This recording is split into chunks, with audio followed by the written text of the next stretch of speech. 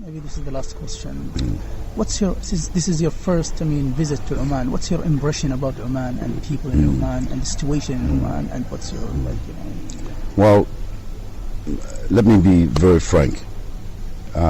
First of all, Oman is a beautiful country.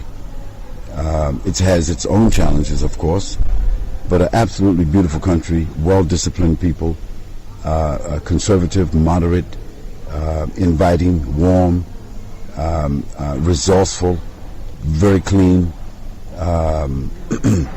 However, unfortunately, most of the knowledge that we Muslims in America have received about Oman and the Ibadi perspective has come from Saudi Arabia or Egypt or other Gulf states, and I would say 90% of our information has come from there, through their books, through their scholars, and may Allah reward them for whatever they are doing correctly.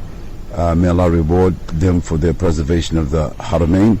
May Allah reward those scholars for imparting knowledge in the Aqidah to Muslims around the world. However, I can say they have planted in the minds of the Muslims of the world that the people of Oman and the Ibadi perspective and their scholars, that they're somewhere between Khawarij and Shia. And so this is the predominant idea. Well, with my own research, I know that to be false. I know that to be unethical and a slander and a subversion of the Ibadi perspective and their scholars. While me, I am a student of the Arba Madhahib, and my preference among those Arba Madhahib is that of one of Sheikh Ahmed ibn Hanbal. That is my preferred exposure, while I'm taking from all of them according to what I believe to be the correct dalail. I did some research on the Ibadi perspective, the Madhab al-Ibadi, and I do not find them having very much difference with the other schools, except in issues which is not even a part of the Shara'it. Yeah. So if we pray with them and sit with them and talk with them and listen to them, wallahi, we see very small differences, and those differences are historical, political, and just a matter of preference. Imam Malik, rahmatullah alayhi, Imam of Medina, he had his own distinction.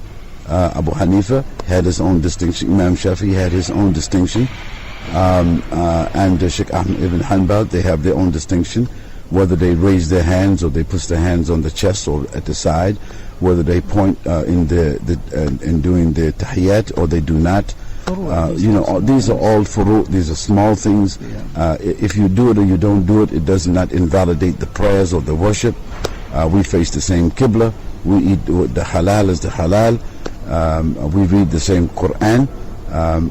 We have love for all the companions of the Prophet kulluhum, and therefore we should respect all the scholars of all the perspectives. And what I will do is I will do my best to be a window to the rest of the world and the people that I meet with, to correct these misconceptions and distortions about the people have about Oman, and especially about the Ibadi perspective. And Allah, He's the best knower, inshallah.